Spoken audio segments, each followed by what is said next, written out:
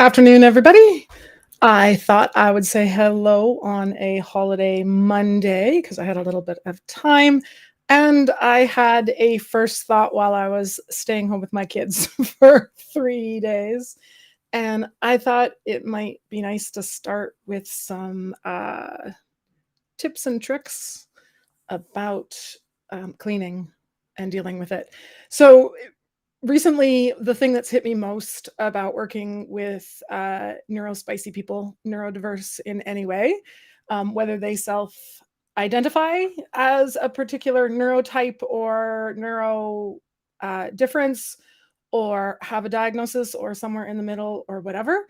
I'm just glad we're talking about different brain types at all, right? The fact that there's just different personalities, there's different ways we learn things. And the vast majority of teaching and or instructing or parenting or whatever you want to call it, because it's just whoever's the person doing at, right? It's That's the problem. It's defined by the person who's doing.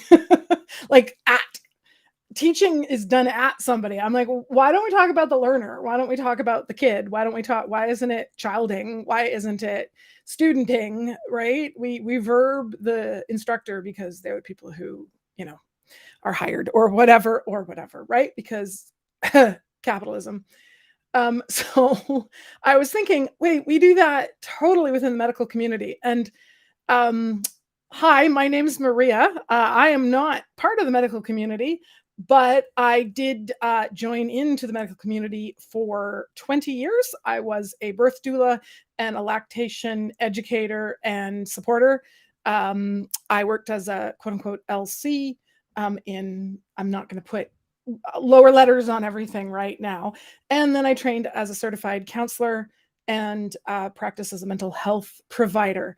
And I'm not I'm not doing any medical advice. I'm not doing any psychotherapy advice, but I am chatting up here with people because I want there to be a resource for all of the stuff I've had in my head for like 20 years, 30 years, and my own journey of neurodiversity and mine being completely different even than other people. So like I don't even see myself represented yet. And that's kind of the problem, is that all of these things, including names for diagnosis and stuff, and if you are assigned female at birth or female present, then in our culture, if you get medical care, you are defined by like how your part isn't working, right? So I was talking about how in birth it's an incompetent cervix, but I've never heard it called an incompetent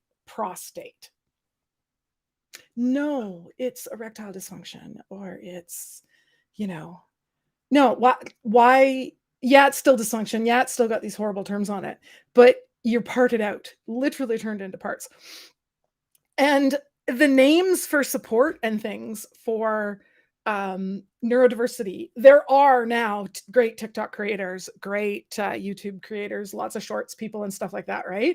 Who are coming out and saying things from their own perspective. They're going, hey, this is what I do. This is how I clean. This is how I get it done. And from an ADHD or neurodiverse, autism, Audi, those who identify still as Aspies, any of those, neurodiversities, it's like, hey, we're starting to get their own words for their own communities and things. But it's kind of nice as both a neurodiverse person myself and also as someone who has literally spent like 30 years thinking about the language and putting it together for other people. I'm like, wait a minute, let's collect this and bring it to people in a little bit more of a collection, right? Nothing. Go watch the TikToks for 5 minutes, 30 seconds. That may be more like it might be the right length of time for you. Go for it. But I thought I'd get some of the Neurospicy hacks. Clickbait, for people who haven't thought about it that way, and change the language. Just to start, the idea here is to just get that language of this is inside out facing out, right? Rather than, so I watched a YouTube uh, um, video, another one of these, where someone had, oppositional defiance in kids, or extreme, dysphoria and things like that. It's not how the person sees it. Like, you can't even identify it in you, because it's how a doctor would diagnose it in you. Oh my gosh, Snipe Chan, thank you so much for sharing. Borderline personality disorders, or, and I'm just going to say, for those who are self-identify or who aren't diagnosed or don't want to be, that I'm going to go with like borderline personality type responses. Okay. So it sounds like I'm adding a lot of words and jargon, but for the first little while, until it's the alphabet thing, right? I now use Q plus for all the alphabet of queer, because queer is now a word that's fairly positive in my world. We had to use LGBTQA2A because people didn't know what we were talking about for a while, and then we can shorten it back down. So I'm going to work with the longer words so that people can be comfortable. And right now, I'm not going to diagnose anybody. I'm not going to tell somebody they're a narcissist or that they have borderline. But if you identify, or if someone in your world identifies as borderline personality, that is one that I have really been interested in lately. It's not an identity for me, so I'm sharing it as a counselor, and as a former doula, and as a professor and general nerd about mental health and stuff like that. I like ND plus. That's become my new word for like neurospicy, neurodiverse, and all it. Like, and I stole it from Q plus, right? And if it's better, we got to have some good initials on our side. So for borderline type personality things, like whatever that representation is, it is especially one that is outside at people, right? And the previous words that were used for it, it's really about like how you'll see hysterical, crazy women with it, mostly in the medical community. And that's good for the first little bit, because we got to have doctors who can find these things. We kind of have to have the DMV5 and stuff like that for a while. But I tell people all the time, you don't have to have ADHD to look in a book with resources about ADHD, because maybe it just has some executive function support. You don't need to have autism to find something about sensory support, but it might be in a book that's called autism. And borderline for me is, I don't think of the borderline as like you're on the edge, which is what it's become, right? Is that the discourse? That's what I hear, right? People on the edge of being nuts. No, I literally, the metaphor that I worked with, and the one that just like hit me like a wall, you will see the trees behind me. Everything is trees. I'm the person who has the irritating tree of life all over the place. Sorry. I know it's so overdone, but hey, there's a reason why. It's super cool, right?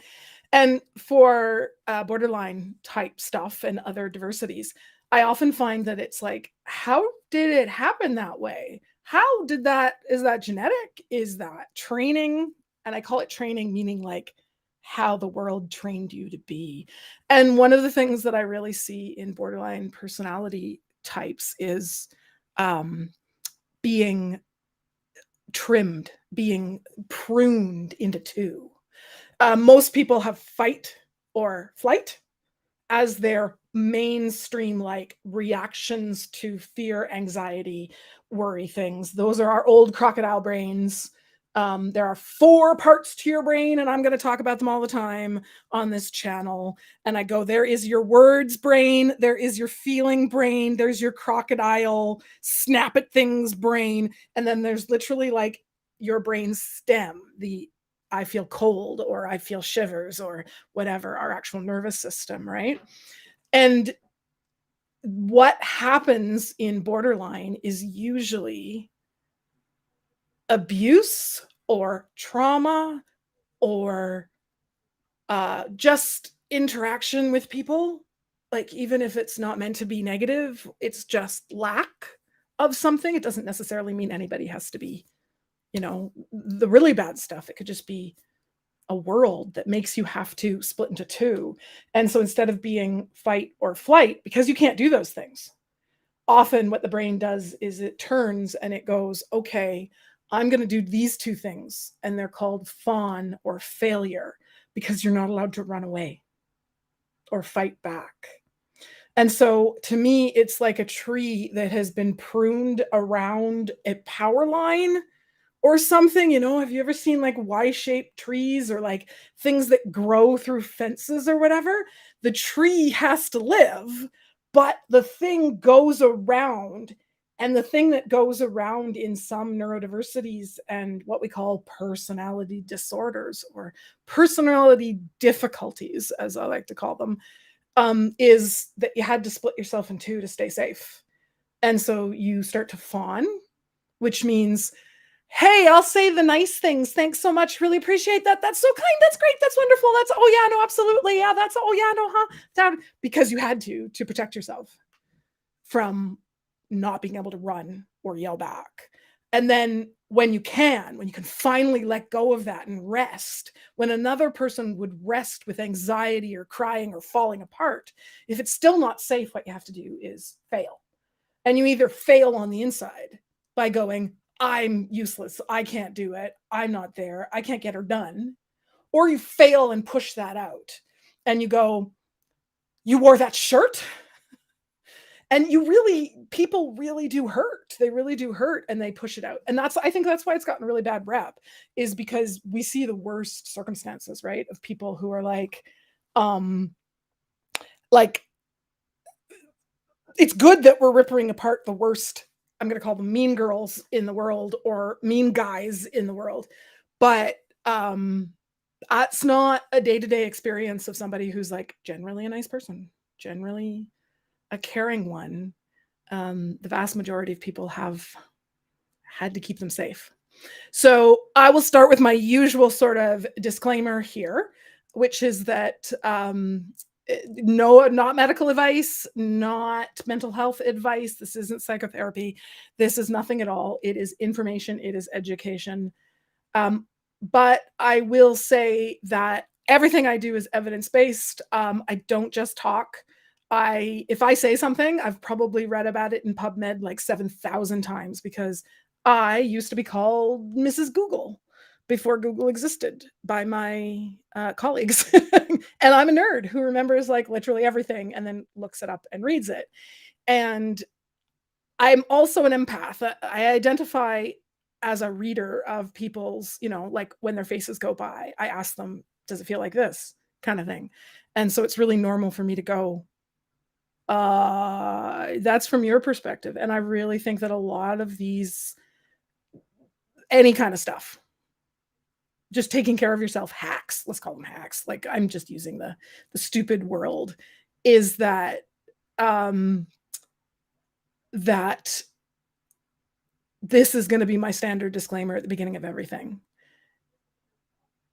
Your bad habits, your horrible coping strategies, even your addictions are good things. Sorry, what? Yeah, they're good because they are your body, your brain, your thinking brain, your emotional brain, and your crocodile brain reaching out for help. They're reaching out for love, care, connection, comfort. That's a good idea. You know what's bad about them? Heroin, alcohol, reaching out to eat 40 donuts, reaching out to get the marijuana or the thing. That's not the problem.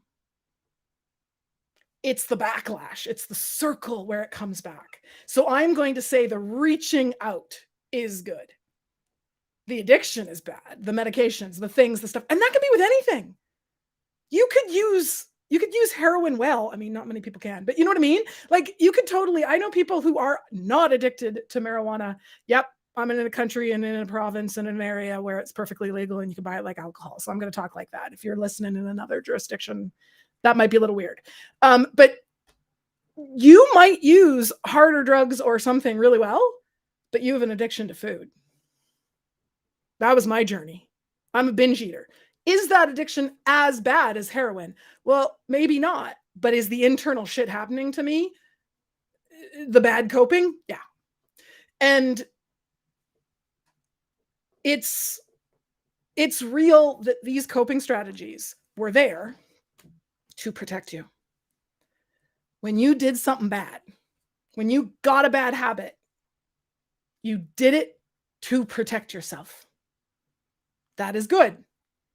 But that thing no longer protects you once you have anxiety or relationships that go sour because you don't have communication or an addiction that derails your life.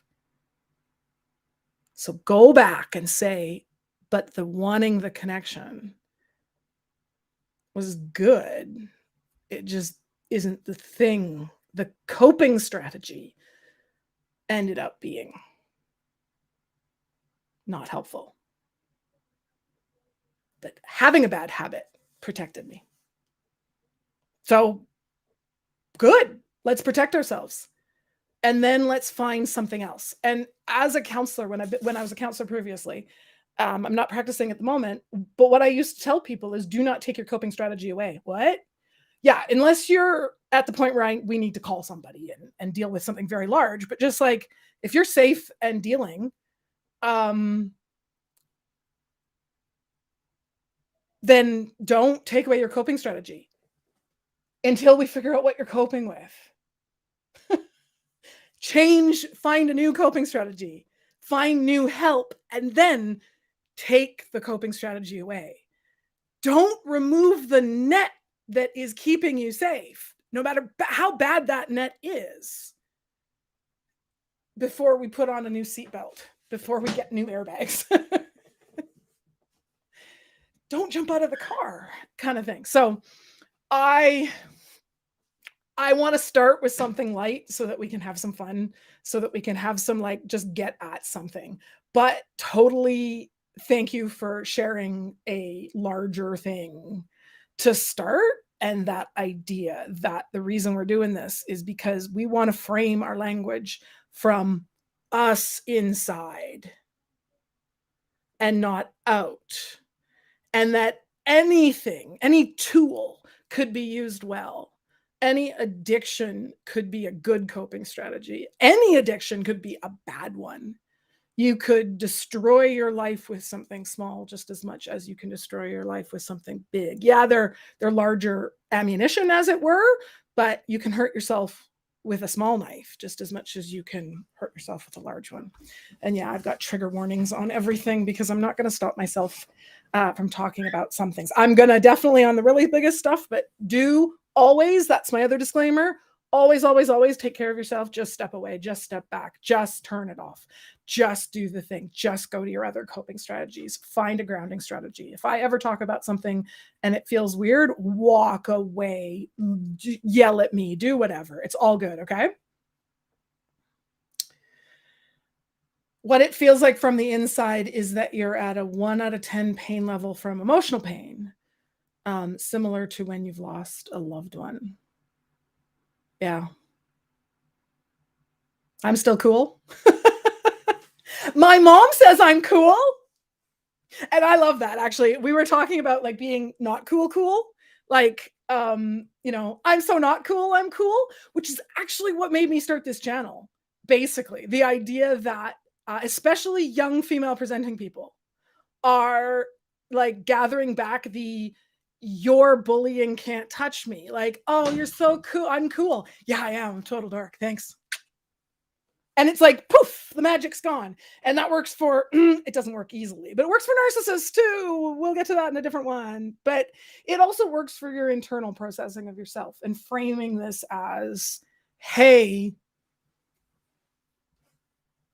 I'm good with being a nerd. I always joke, the geeks shall inherit the earth.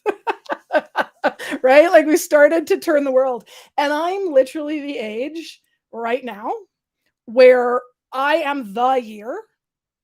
I was born the year that like the Star Wars year, the Lode Runner year, the year that Gen X is supposed to have switched over kind of thing. Like I'm in that micro generation. I was literally like 18, 19. I was given an email the day I came to university and did not have one before. Right? Like it was to the minute. And there's lots of people have different experiences depending on what age they go to school and stuff, right? So that year is sort of spread out, but I really do feel like I'm one of those ones that's like right on the line. And now that I'm old and I'm older than I look, and that's one of the things I'm going to address on this channel is why do I have no wrinkles when I'm nearly that old? Well, because of the genetic crazy disorder, like joint issues that I have also means that I don't have wrinkles. I don't think I have a filter on. Do I? Did it automatically filter me? If it did, these are real skin texture and real. I specifically didn't put on makeup for this. I might at some point, but when I've got it on, but I specifically went, but I'm now the boomer. I'm not a boomer, but I'm a boomer when it comes to some of my privilege. And all of the young people, the younger millennials and the Gen Y and are coming along, and it's like they're becoming young adults and stuff. And I'm like, wait, I can protect them. Because when they come up to an old adult who's a professor or something, they're not going to get the old guard.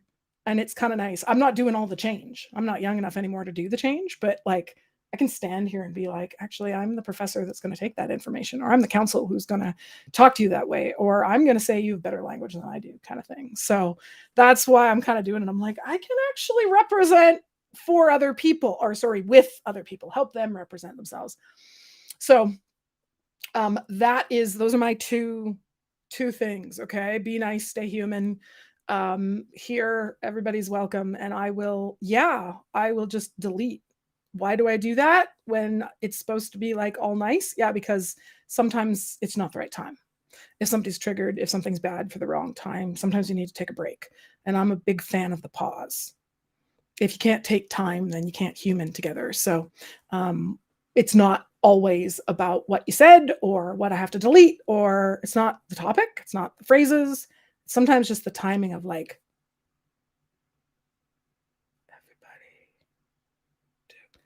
exactly, Snipe Chan. Yeah, I think a lot of social change is going to happen as the oldest group retires. The oldest group, not the oldest group, the oldest group, like people who are like 90, they're awesome. Because they're like, oh yeah, you should just feed your baby, and you should just do the thing, and like we just stayed at home, and we did the thing, and then like do whatever, like, because they came post depression. It's the people after them.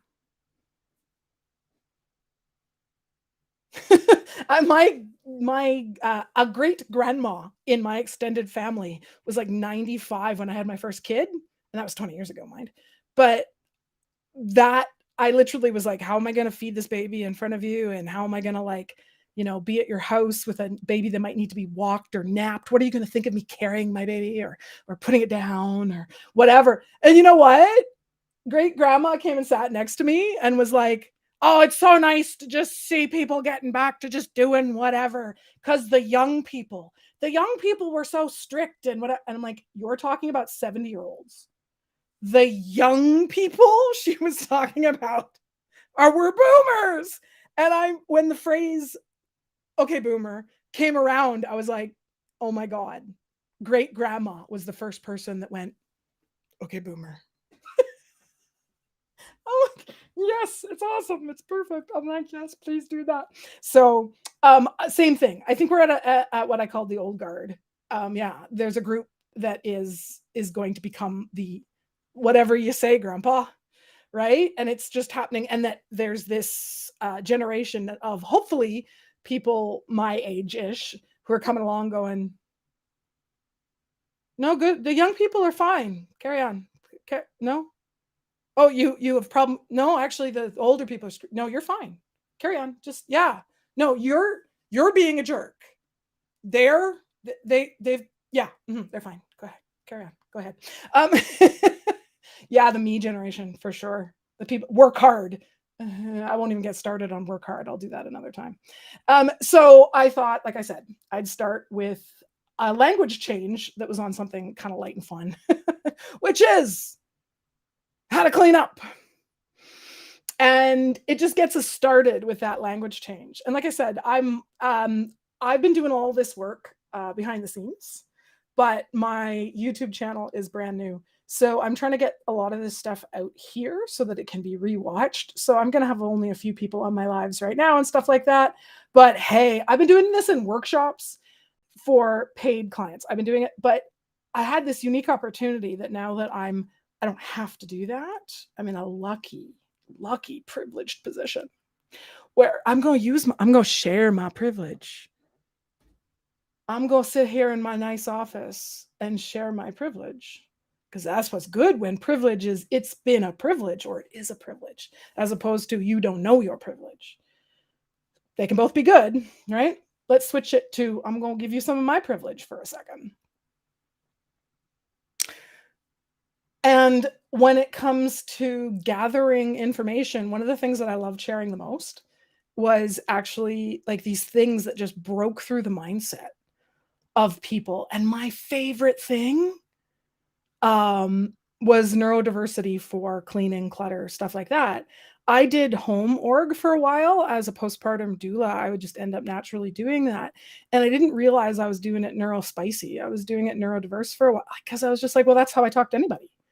I have a kid who has autism. I have a kid who's diagnosed with ADHD. And I have 2 kids who are diagnosed with sensory processing disorder, sensitivity to textures and touch, but it's also part of the brain and sound, misophonia.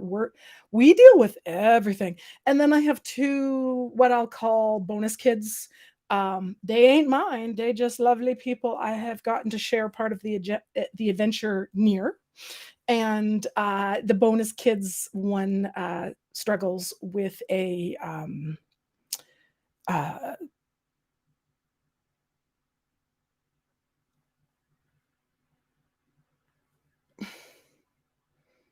I want to give this sort of a generalized thing, right? Because my kids have been asked about sharing their diagnoses, but an anxiety disorder, let's say that. Let's say that in general, right? Because I think a lot of disorders, a lot of difficulties are anxiety.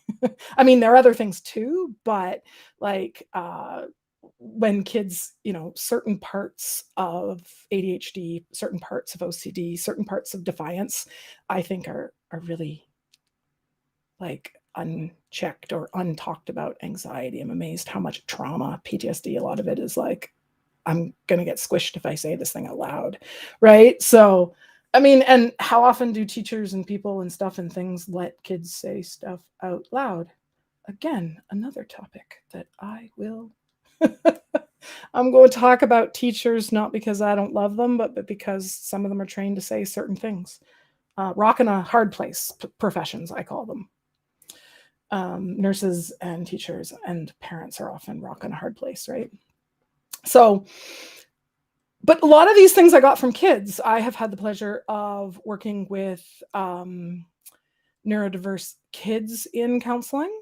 And I was a functional counselor. I chose not to do psychotherapy, just out of partly not wanting to hold on to the insurance and the stuff and the things, because it's expensive. And so I could make things available cheaper. And because I think there are great therapists out there doing that already. And I don't think there was anybody who was like, okay, and now that you've spent the time, working on that thought inside of you, what are you going to do day to day with agency? Like, what skills and tools do you have to do? And unfortunately, the word coaching and all of that has just been totally destroyed. Life coach. So functional counseling is the word I'm left with. In your jurisdiction, those could have different meanings and be different people. And dietitians and nutritionists could be perfectly with it people both, or one of them could be a charlatan, right? So your mileage may vary. But luckily around here, I can be a certified counselor, and that means something. It just means I don't do psychotherapy specifically, but I have all the skills of, up to and including. But I love the other stuff. Washing dishes. Well, so that's what I put up. Do your dishes twice. Okay. So we're going to start with the main theme. Regardless of what we talk about, of the actual hacks, I want to do I work with CBT a lot, cognitive behavioral techniques or therapies. And here's the thing. If you have done some CBT, if anybody out there has, and you hate it,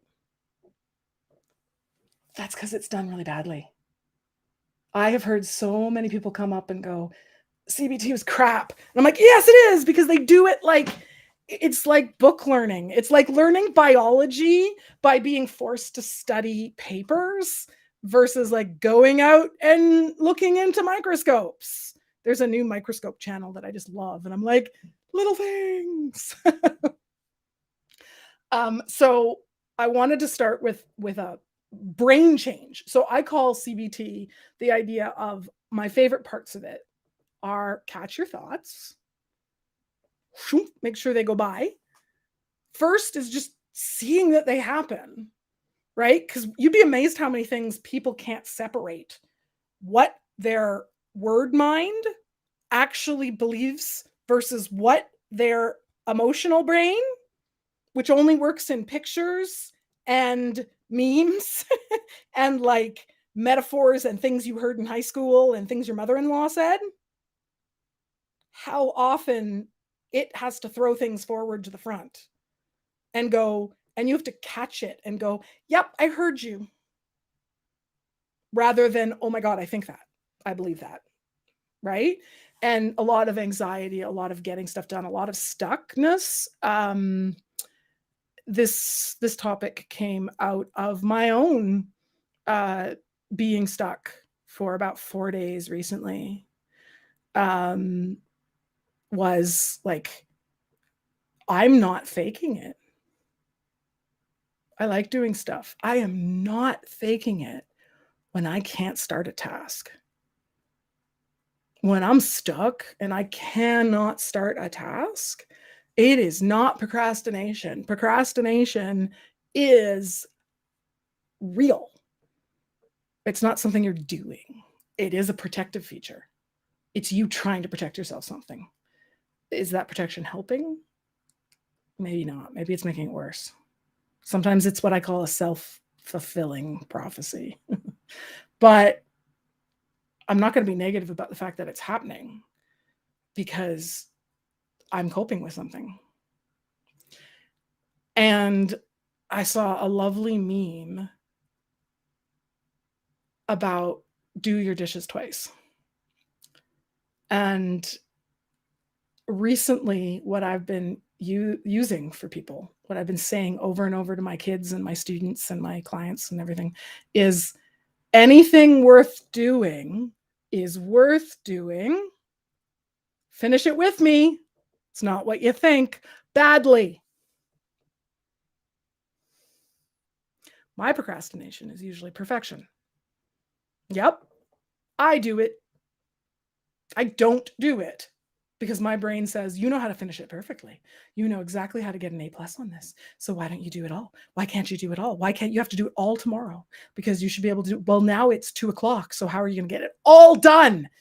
Why don't you just do some? Can't. I'm stuck. Can't do it. Nope. Nope. Nope. Nope. Okay, well, now it's 3 hours later. Now you could never do all of it. You're right. So I shouldn't even start. What?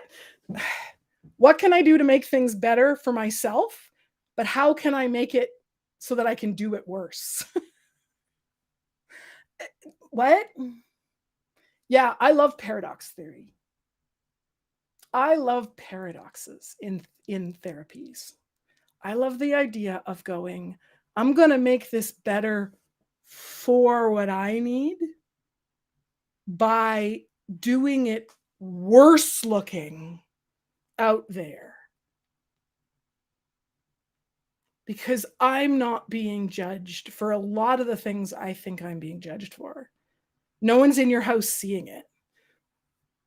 Nobody, right? Like, but we have all of these people that we carry around in our head.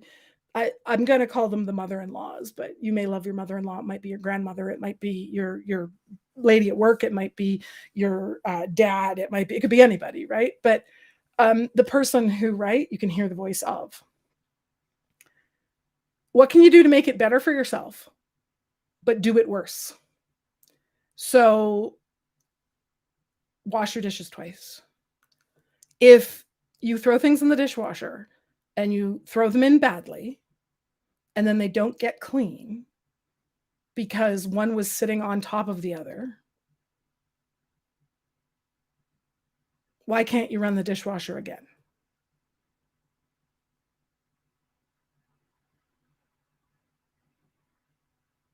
Just put the ones that didn't get washed back in. It's not a very good dishwasher. Put them back in. Put in some more. Keep going. What's the rule that says one dishwashing has to be perfect? And that's where perfectionism, procrastination comes from. That's one of the loops that is really common to a lot of ND plus people is I got to do it right the first time. My child with autism, and he's now old enough that I've asked him whether I can share. So stories that I share about my kids are going to be non-disclosing about them personally because I don't share their information, but I've asked consent for whether I can share some of their general stories without too much identifying information. And my child with autism, when he was young, when he was finally diagnosed around the age of 8, the psychometrist, the person who tests, right? The psychiatrist and the sociologist, the psychologist, and there's a psychometrist, the tester, the person who does the tests for it, was this awesome person. And I asked, like, what's up with late language? Why did this kid not talk till 5? And his response was, this kid knows every word. He just won't talk until he can put the sentence together perfectly. When he started to talk, his sentences went from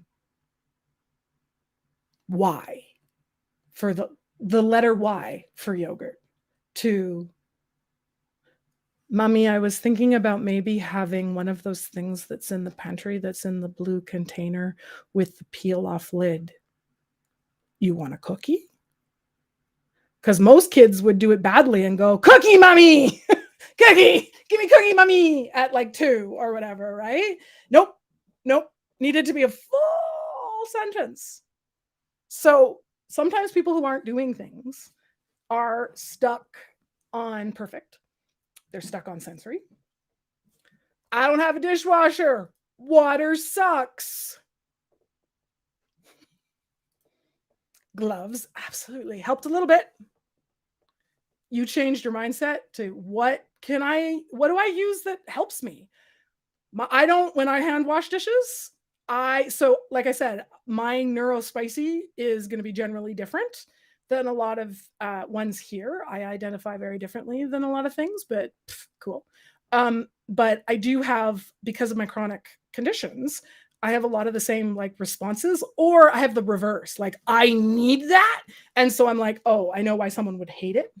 Does that make any sense? Like if you're somebody who loves one kind of input, you can kind of be like, when I get sick of this, I hate it. So sometimes us who are high need can also understand the high stress of something, like that like it switches, that it's just on off. So that's where I try to come from when I'm like, actually, I love swimming, but I get dry hands. You can see I actually have one finger that's like bleeding right now because they crack and they bleed, and that's what they do. And it's just part of, I will never have finger skin that doesn't peel. So when I wash dishes, like they go, like my fingers just die, right? So what I do is I don't wash dishes in water. I use I got a scrub daddy or a big squishy something or whatever makes it happy. I don't care if it's a like a scrub cloth, a J cloth. You find your favorite thing and spend, like go around and touch all the fabrics because yeah, they're weird fabrics. Like that's real, right?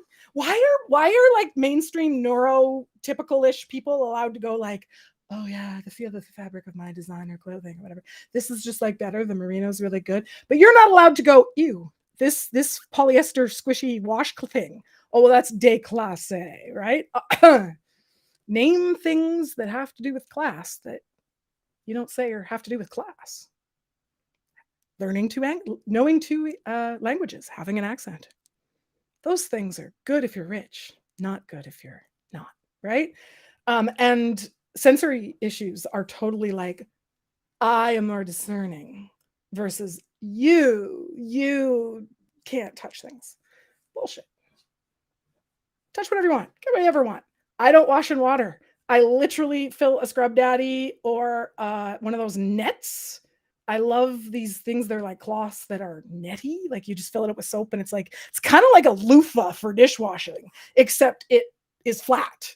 But you know the stuff that you get, like the plastic fuzzy balls that are like for the shower you buy at the dollar store or whatever?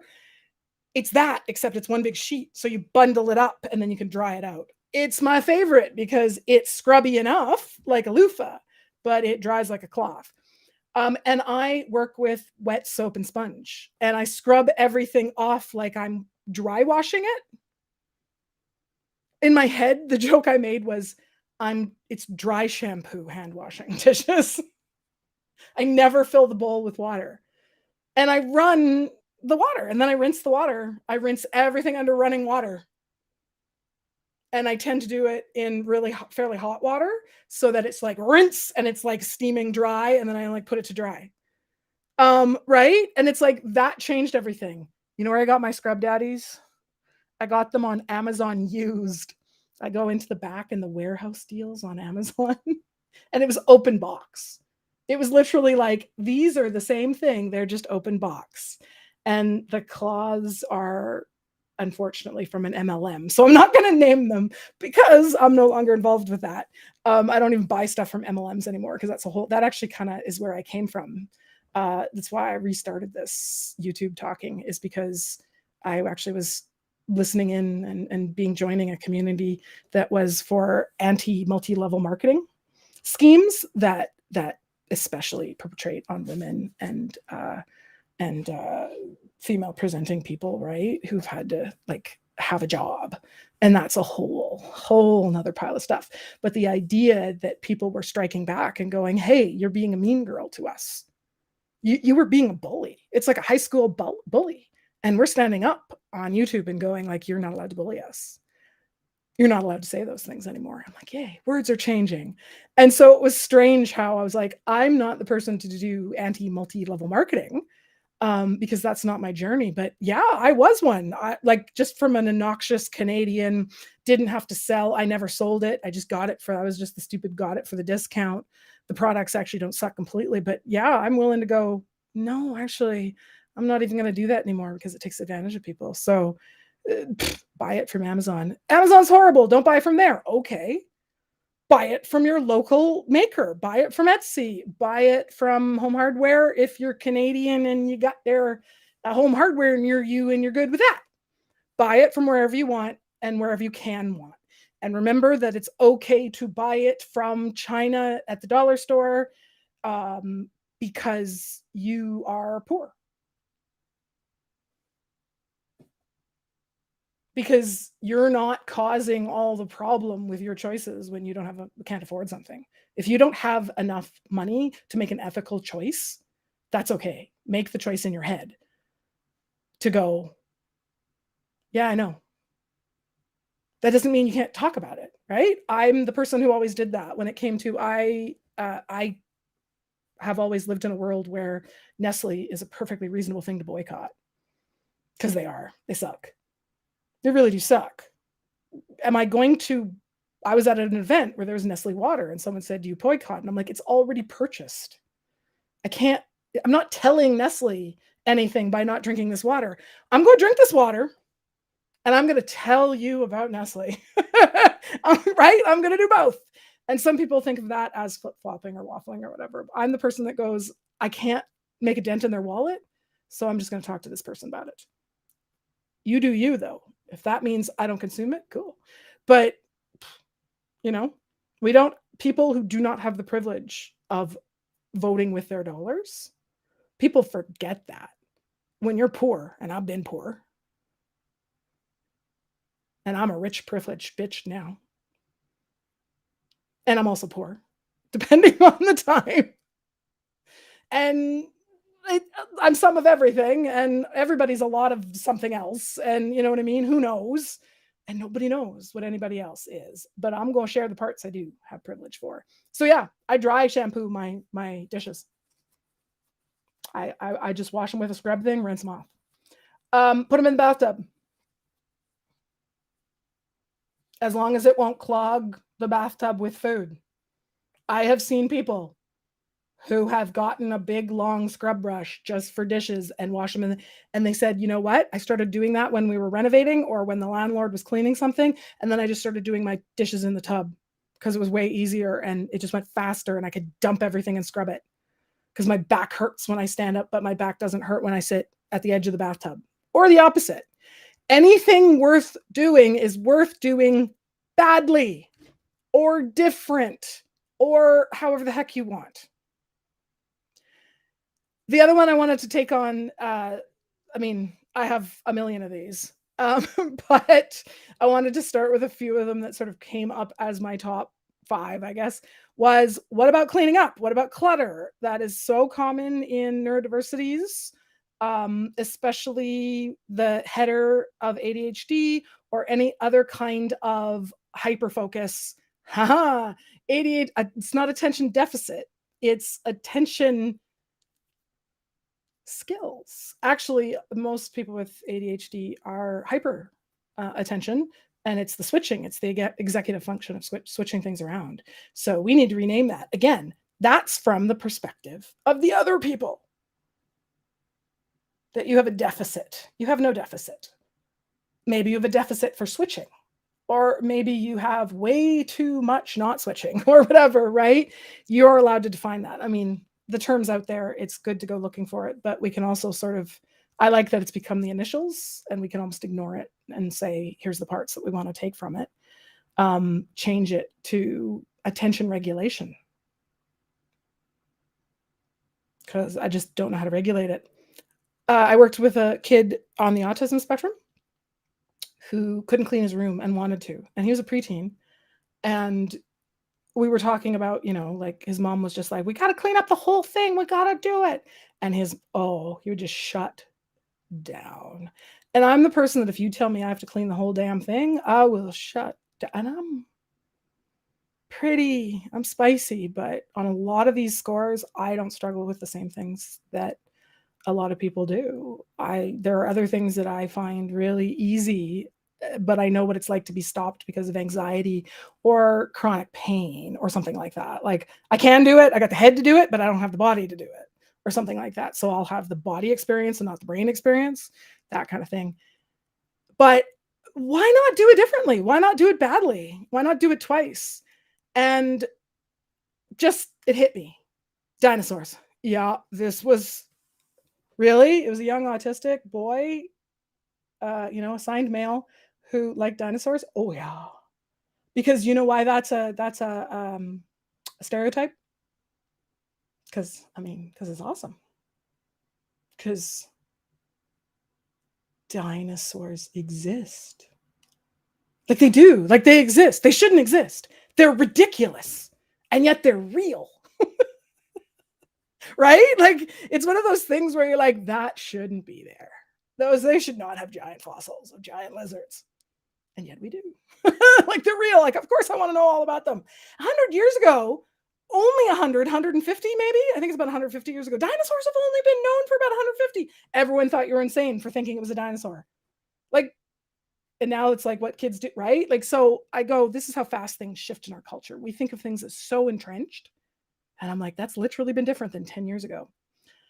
My mom is like that mom. Which way? What did I say? I'll have to remember what I said.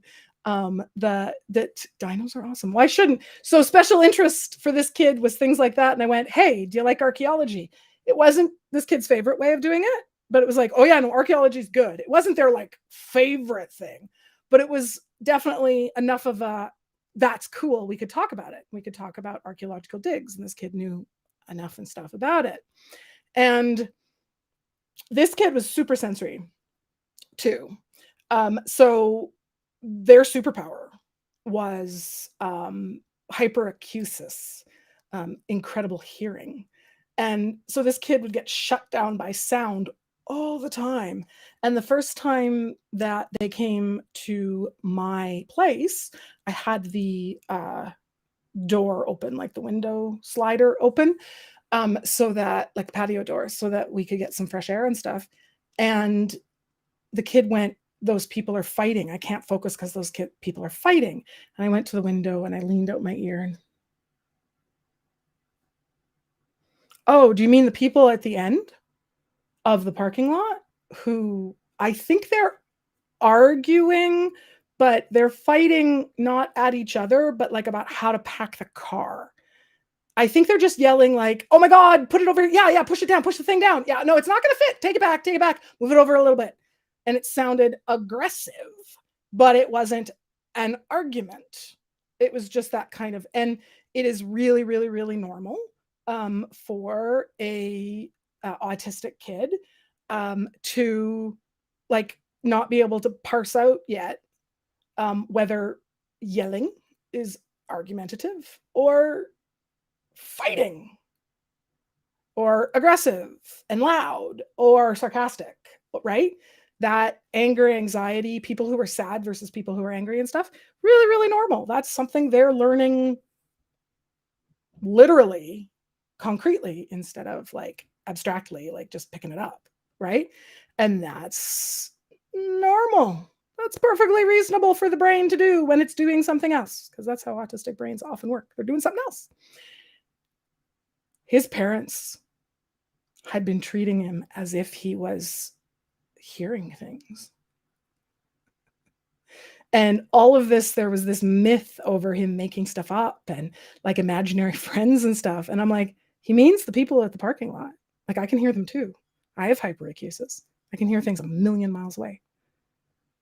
And they went out. Sure enough, they walked around the building. They're like, that's like 10 townhouses away. How can you hear that? I'm like, do you want me to tell you what they just said? Sensory sensitivity is real to the people who it's happening to. It is not like, I dislike this more because I've like, don't want it. I don't like it. It's like being covered in Velcro and wanting to give somebody a hug, or it's like having loud music happening while you're doing it. It is truly actually happening in the brain. Absolutely. When it's happening, it's happening. So we went, no talking while cleaning. Sounds bug you. And the mom directing, and I've been that mom. I'm not saying that mom was doing anything wrong, because I was just using a neurotypical-ish kid thing, right? Oh, let's do this and let's do that and let's do this. And that's awesome. And then you have somebody say, and I had it happen to me too, where they go, what if you stopped talking?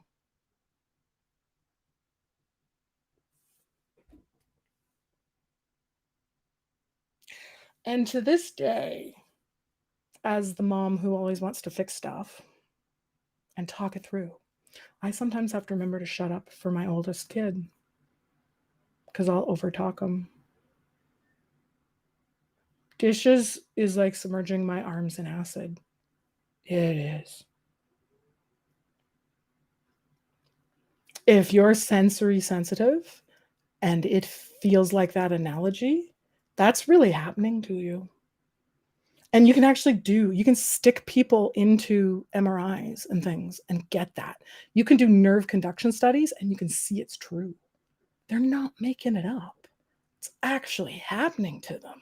So the first thing with CBT is the catching the thought. And the second one is going, this is really happening from the back of the brain. Is my response the best thing ever? What I think about it the best thing ever? But the real happening, often we get stuck because we're not allowed to have that thought. No, you don't. You're fine. Oh, you'll be okay. Whoa, thought stopping. You were trained into thought stopping, and then it protected you from people in your life, or maybe teachers, or maybe just the generalized society thing. It protected you from a horrible coach. It doesn't have to be your parents. Your parents could be fabulous, right? It can be anybody. Anybody in a previous part of your life that you realized that this was normative and I had to go through a cycle to protect yourself, right? So you have to fawn and fail, or you have to freeze and fight, or some combination of them. And people with sensory issues, when they're not believed, I was not believed for 30 years that chronic pain was happening to me. Oh, yeah. Is that true? Now I understand CBT. Isn't it crap when people are like, do the book and do the thing and go to classes, and now that you've been diagnosed, you have to go through this thing, or maybe you had to do it for your, like it was part of whatever, or you had a psychologist like sit and teach it to you, or you had to do a thing. It's like saying, like, I'm going to teach kindergarten kids by lecturing at them.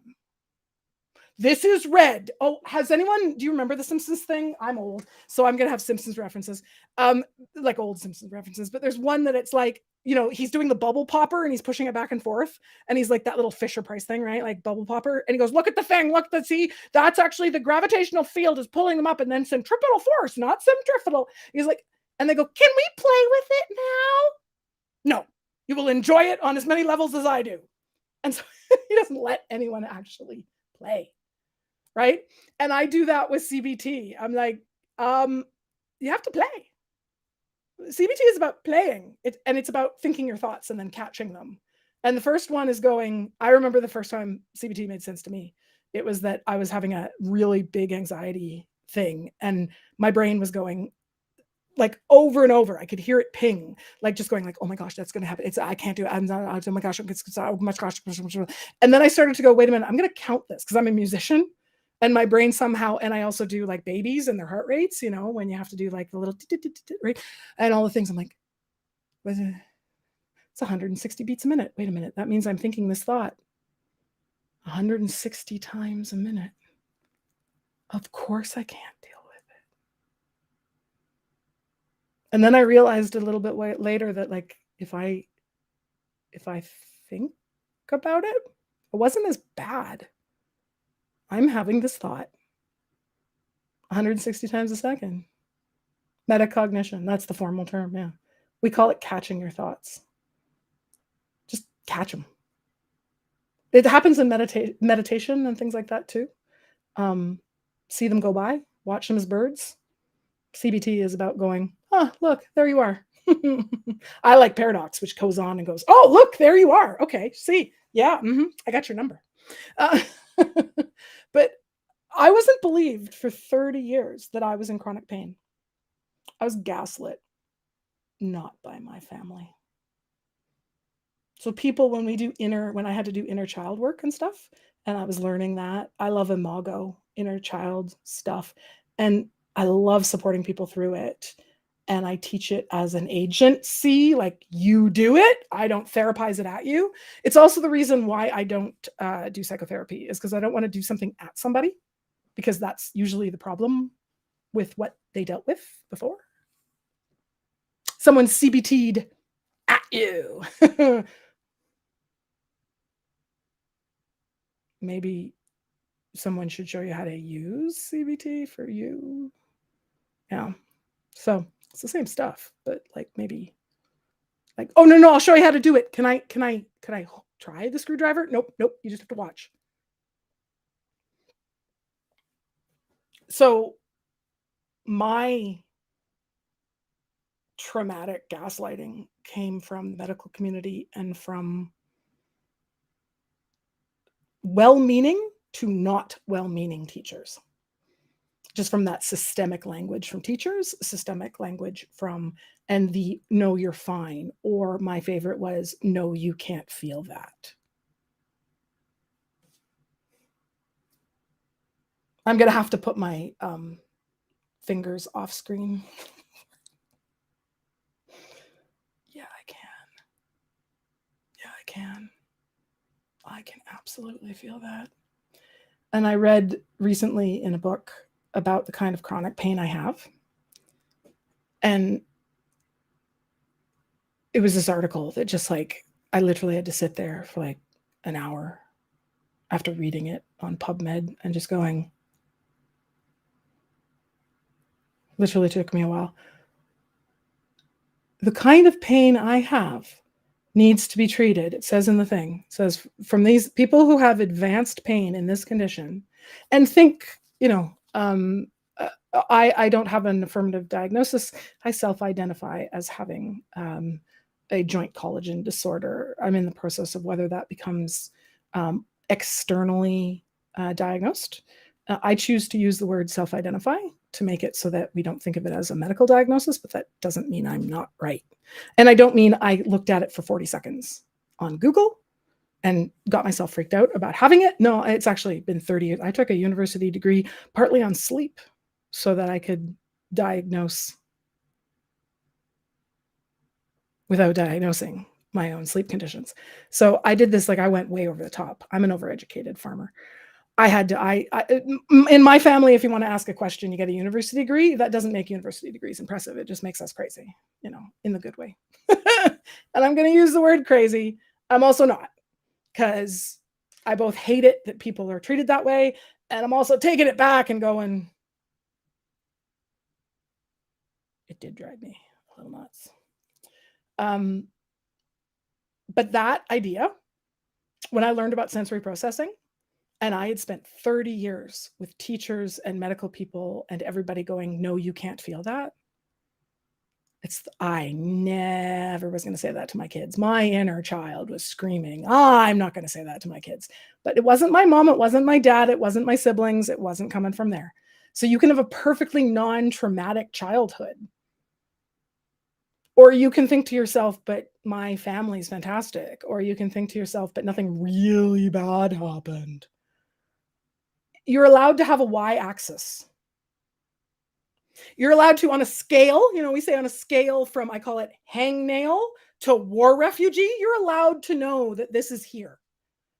But it is toxic positivity to be like, well, that makes it much smaller than anybody else's problems. It's your problem. You're allowed to have it. And you're allowed to have a y-axis, the up and down. You could be, I'm dealing with having a broken leg. And it's okay. It's okay. Like, it sucks. But like, I'm okay. I'm hobbling. It doesn't hurt that much. Or you could be like, I have a hangnail and I can no longer cook dinner. I hate everybody. I'm crying on the floor. I am at 99% red line. I'm done.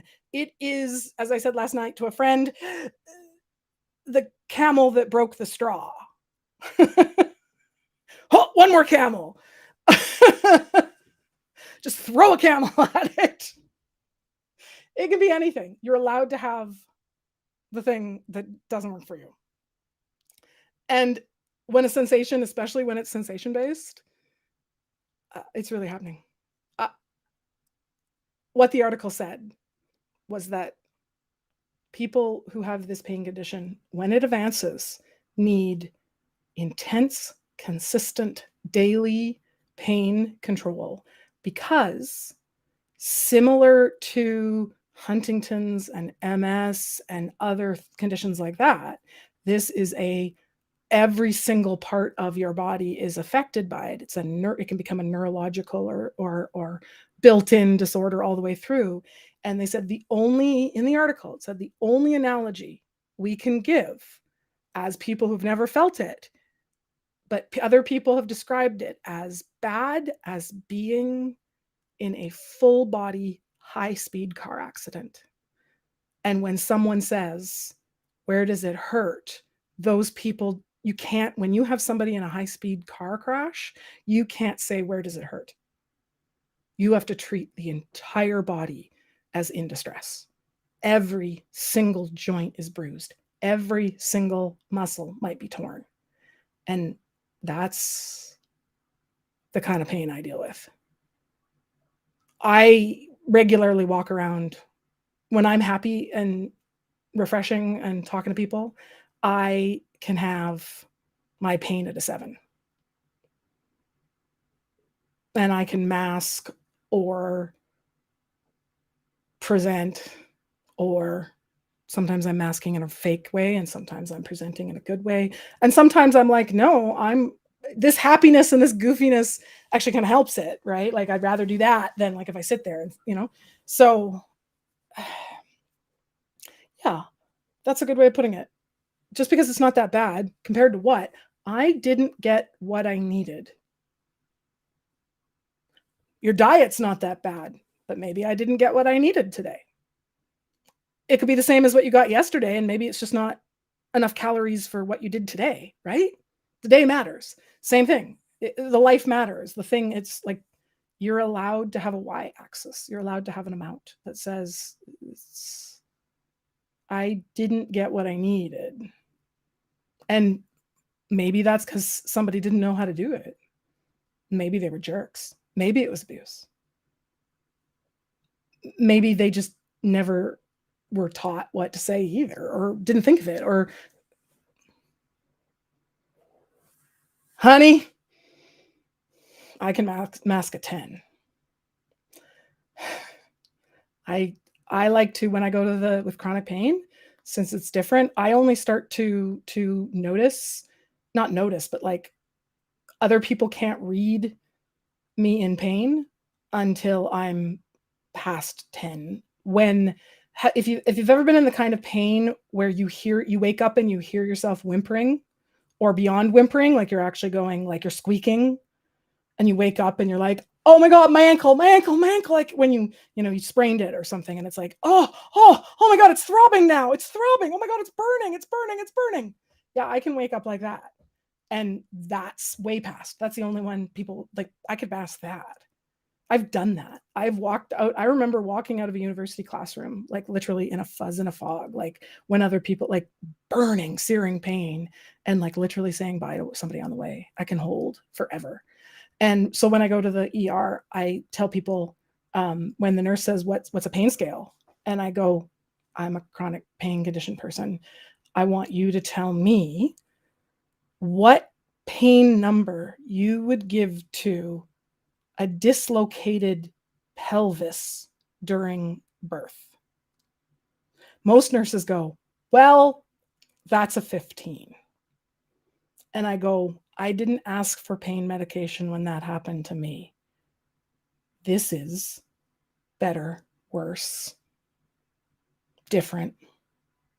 And I've stunned a few nurses when they're like, yeah, because people in chronic pain get happier because that's what they're doing to get themselves, to go on with the next thing. And then they start to get quieter. So people actually are like, when I'm complaining about things, I'm fine. When I stop complaining, I get quieter and quieter. And then when I go silent, that's like coming up to 10. And then it goes to whimpering past 10. And then it goes to like burning, searing, full car crash.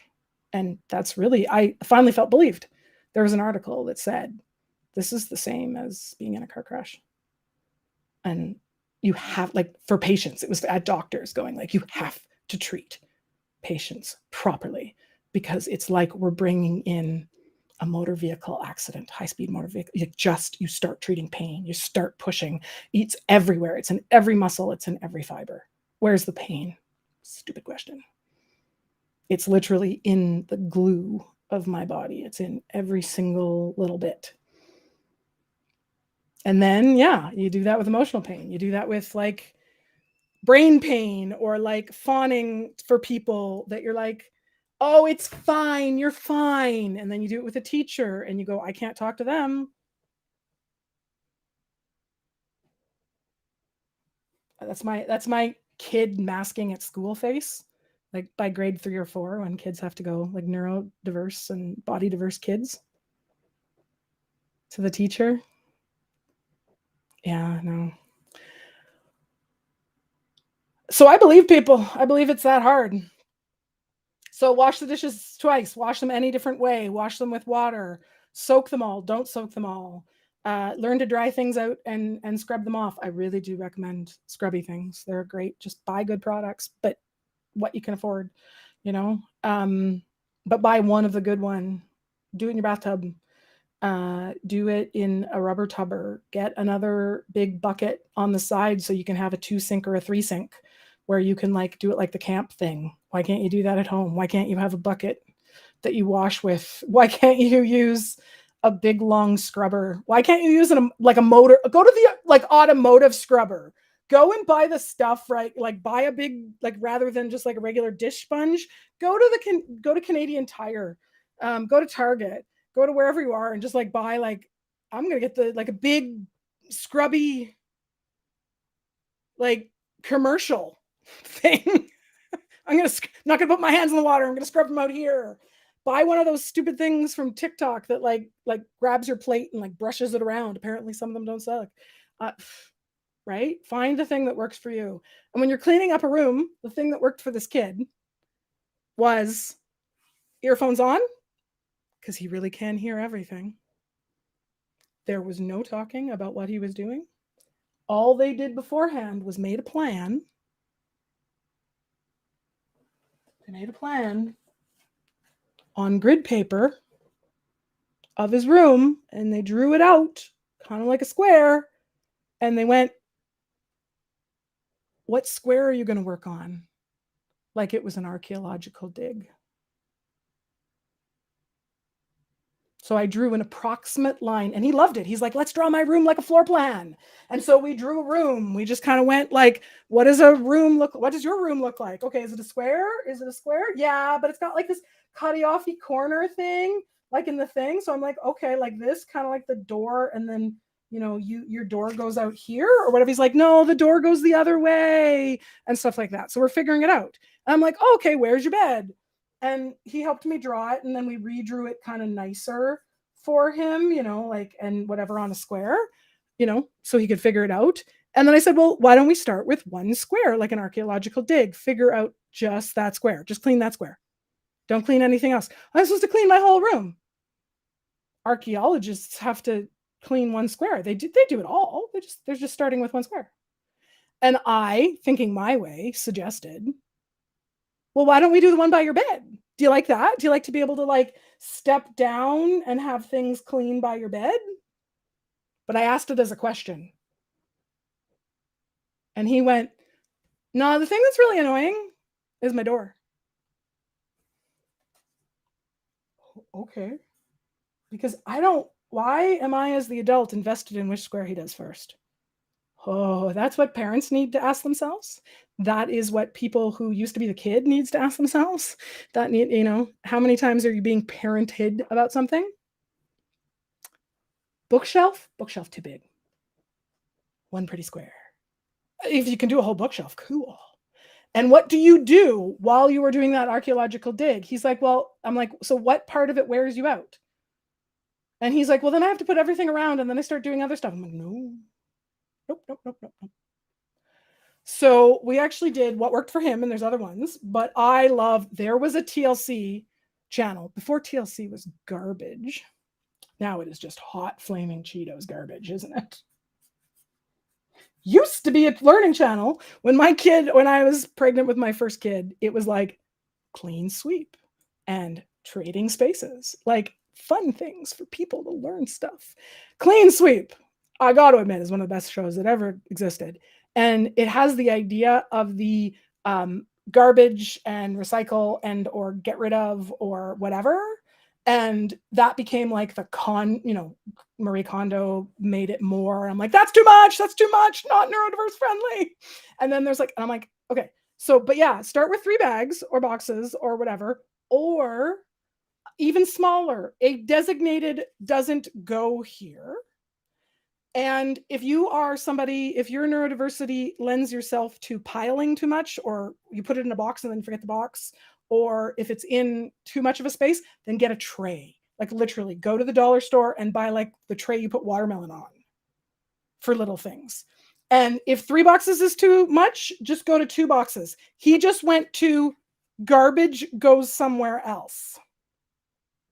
And then we shortened it. He actually went with out and in. He literally, and mom was like, I will figure out things that go somewhere else, kid. And so he didn't even use a box. He was 10 or whatever. And he just threw them out the door into the hallway. Or he put them in a little pile.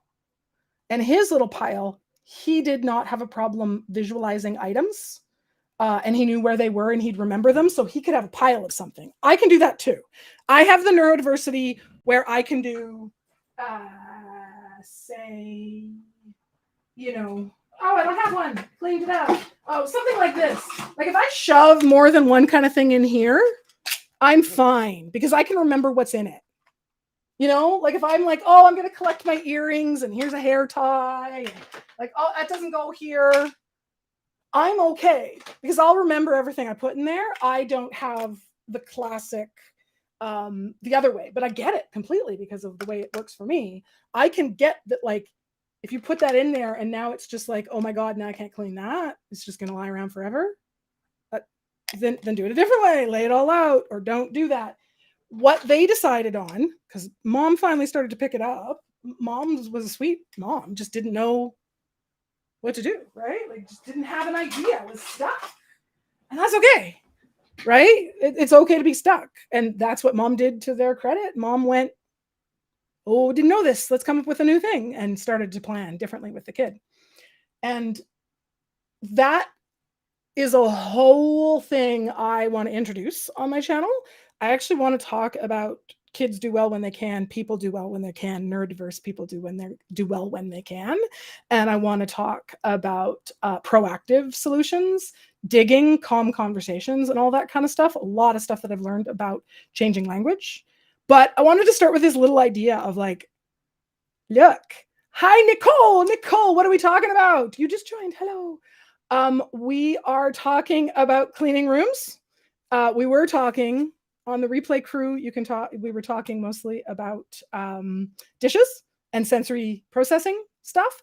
And then on the beginning of that, the first chunk is talking about language change and changing it from what other people describe attention deficit disorder to attention regulation discomfort.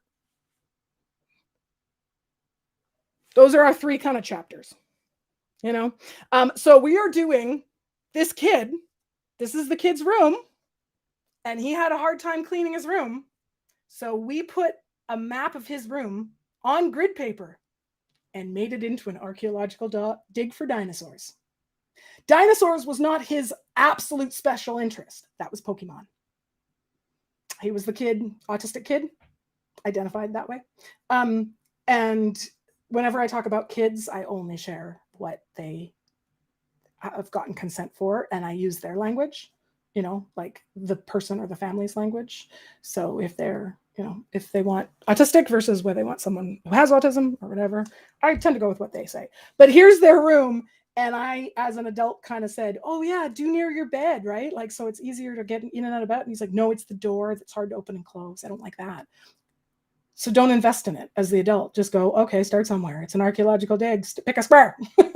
You can pick the middle. And do your dishes twice was the idea of anything worth doing is worth doing badly. Badly. So we were working on the same thing with the bookshelf. Don't run around. It is the number one thing that people with neurodiversities. Hi, Nicole, and I'm glad that you're happy to say that you were diagnosed with ADHD. Nobody here has to say, they can say, because sometimes it's awesome to get to say. And sometimes it feels like doxing yourself and you don't want to put it up. You do you, okay? But cool, you know, why do so many people have ADHD now? Like, it wasn't a thing when I was young. Yeah, because it wasn't a diagnosis when you were young. Neither was tetanus. It used to be called the vapors. Yeah. Yeah. Hmm. Oh my God, I sound like one of there's a makeup guy who does that. I'm totally channeling him. I'm gonna have to put a shout out to him. By the way, I'm also putting a shout out to L. Culberson. Music is private, but it is used with permission, Creative Commons. And so is my little logo, Little Misdiagnosed, done like the books. Is there'll be a link up for what is it?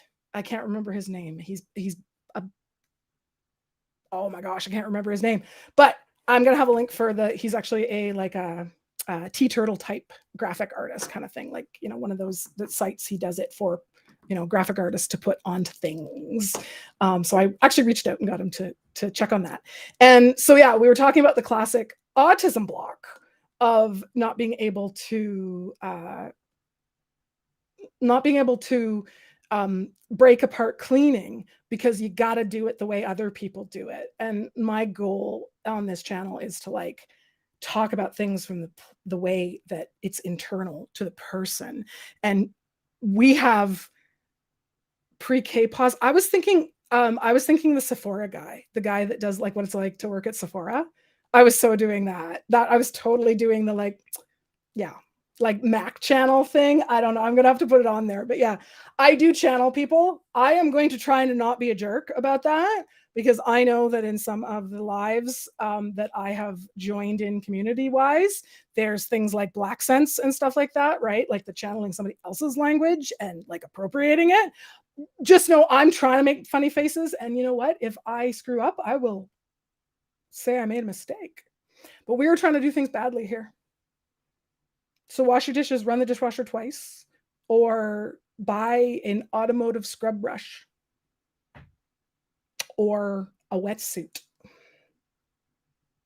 If you need to buy wetsuit gloves for handling sea anemones, because you can get them. You can get the big neoprene gloves. Get them. It's really happening to you. And the classic not being able to clean something up because you run around. ADHD in its dominant presentation, a lot of people find that they want to see everything at once. Whereas I'm the reverse. I pile everything because I can remember the pile. So I tend that way. But I'll have to know, Nicole, you'll have to put what the pre-K pause. I don't remember which channel that is. We'll have to find it. But thanks for thanks for hanging. But yeah, we picked a square, and it was the square at his door. And then he literally just threw things out the door that went out, and he put a little pile of stays in the room. And he was a kid who didn't struggle with it being on a flat thing and some people get stuck, right? They clean up, they have all that stuff in a little box, and then that box just lives there and dies. And so for him, he actually wasn't bad at that, but he was a little kid. He was 10 or something. So we got him to, his mom at that point said, and she was she just didn't know what to do. She just didn't have new words. And to her credit, she was just fantastic. She's like, yeah, let's do this. What can I do? Oh, okay. And she said, oh, once we get that little pile of things that are in, I don't mind helping you put them around your room and getting that step done.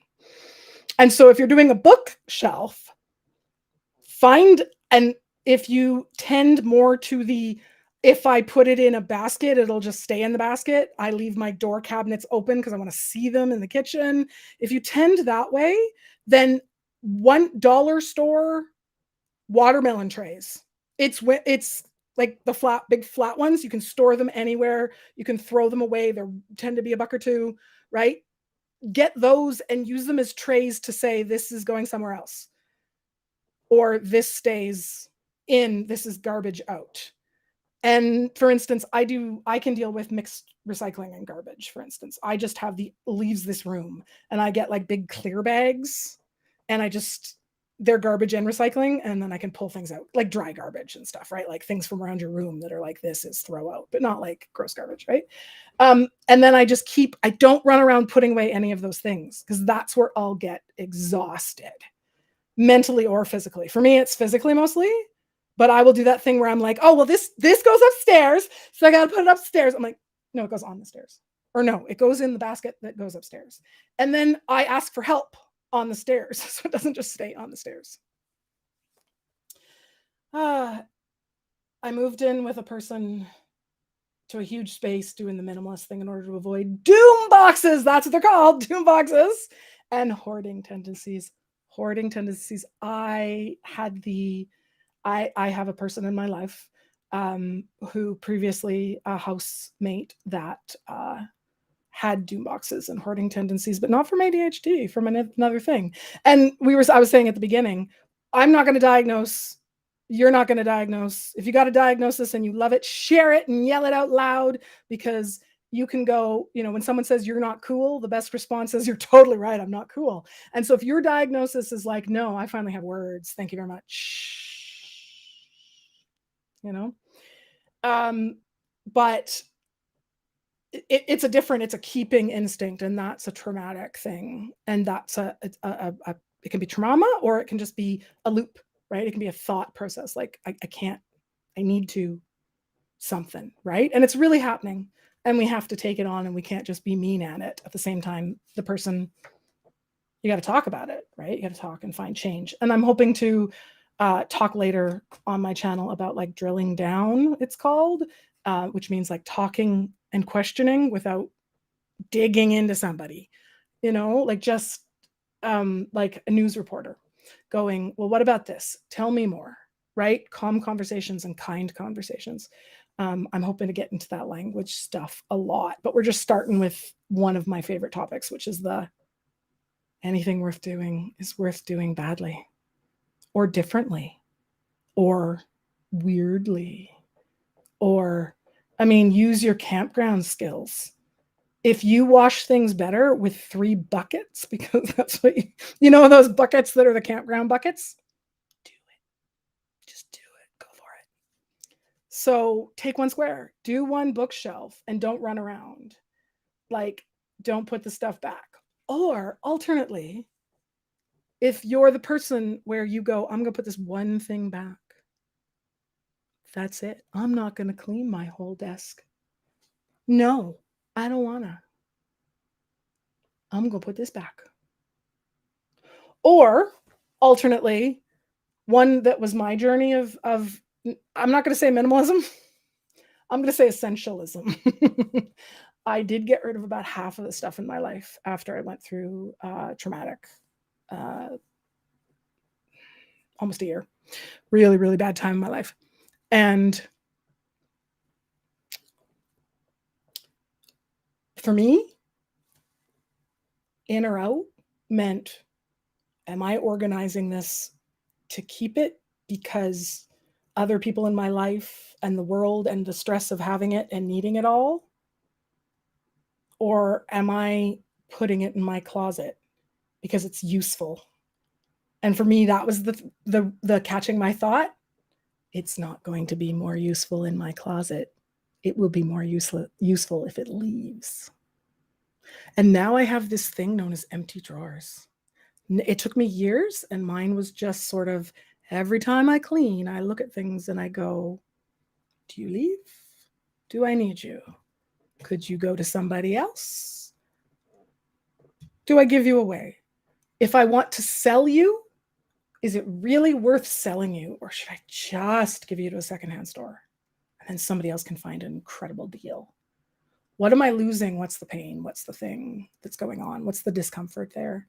And I literally got rid of about half of my stuff. There's an empty drawer back here. It's weird. Now I'm lucky to have a partner now that is actually a minimalist, like creepily so. Like, where's all your stuff? And he does the same thing. He just kind of literally goes through a door and he goes, I don't really use this. And now it's easy to maintain, right? But I was a maximalist of the highest order. When a person I knew, someone met me back in like 2000 or so, when I was having babies and stuff, and I met another mom, they're like, oh, I need to go get a stapler. I'm like, take one of mine. I have 3. Because I really did. Like, I was totally, and I know why I did it. I had 3 kids in diapers at once. I had everything. Can I pin that? That's awesome. That's my channel right there. That's why I'm doing this. I've been workshopping for years. I have been in private practice for years. I have been a professor for years. I've been a teacher for years. I've been blah, blah, blah. just going to put it back up there. Same comment. Language. What language precedes the change? And the thing that got me streaming was small communities of people who were taking back things from Mean Girls, and how those who are assigned female or present female or identify as women can go like, yeah, I'm not cool. I'm such a nerd. Yeah, but I'm loud and old. I'm loud, old, and fat. And that means you got to go through me. And some of you, I at Prides this summer, I would never want to, I went and was a mom, gave up free mom hugs at Pride events. And if I get comments on my stream or on my Facebook or on my Instagram, when someone puts something transphobic or something like that, I always post, thank you so much for your comment, for the algorithm. And then most of them don't notice that what I say next is, your homophobia has helped support my views. And you're wrong, but thanks for putting it here. I'm going to take it away now so other people don't get hurt by it. And I don't want to be the gatekeeper, but I'm going to be the bouncer. Yeah, I'm going to keep things safe for myself and for others. And language is kind of the thing. I like pretty organization, like rainbow things, but I also like Gothic decor. Well, black's a color. Well, it's technically a shade. Oh my God. I'm a young woman and an old man stuck together. I think that's why I speak like I do. Well, actually, did you know how the mansplainer got hurt? It's joke time. I should have like a thing that pops up. Dad joke time. Alert, alert, alert. Dad joke time. Did you know how the mansplainer got injured? He fell down a well. Actually.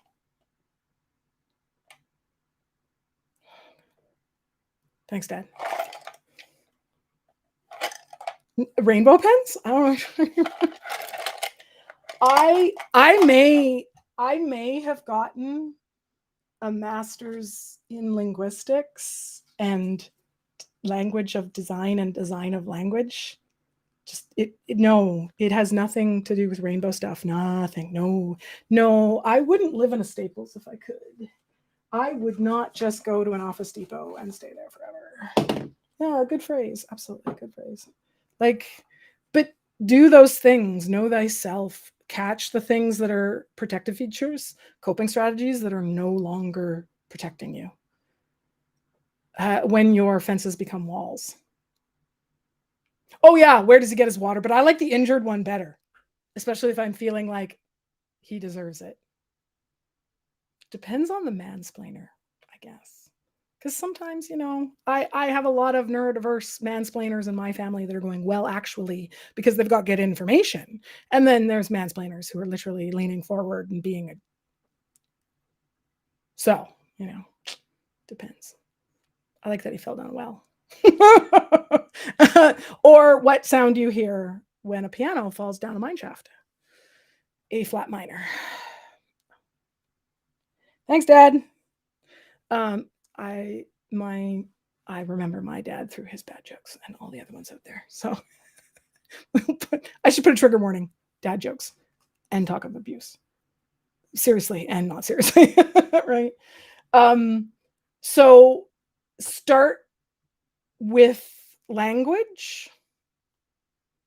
And I hope that some of you can carry, whether you're live. It's nice to have a few people here. And I knew that it'd be sort of a startup. I said that I was like, have so many people that I've talked to privately. And I'm like, you know what?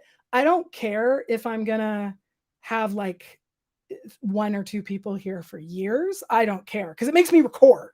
And then people can like watch it whenever, even if it's here 10 years later, I don't care. This is a completely it was nice to be non-monetary. I'm now working full time and I'm glad to share my privilege and not have to hustle. So it's nice to be able to just be like, I just want to talk to people, but let's record it and put it out there, because I've been spending so much time going, I talk so much. I should have it for posterity. So a ton of mansplainers. Okay, trying to tell me how to play the game. My favorite, look it up. The worst mansplaining one was the guy who explained something about space to an astronaut with a physics PhD.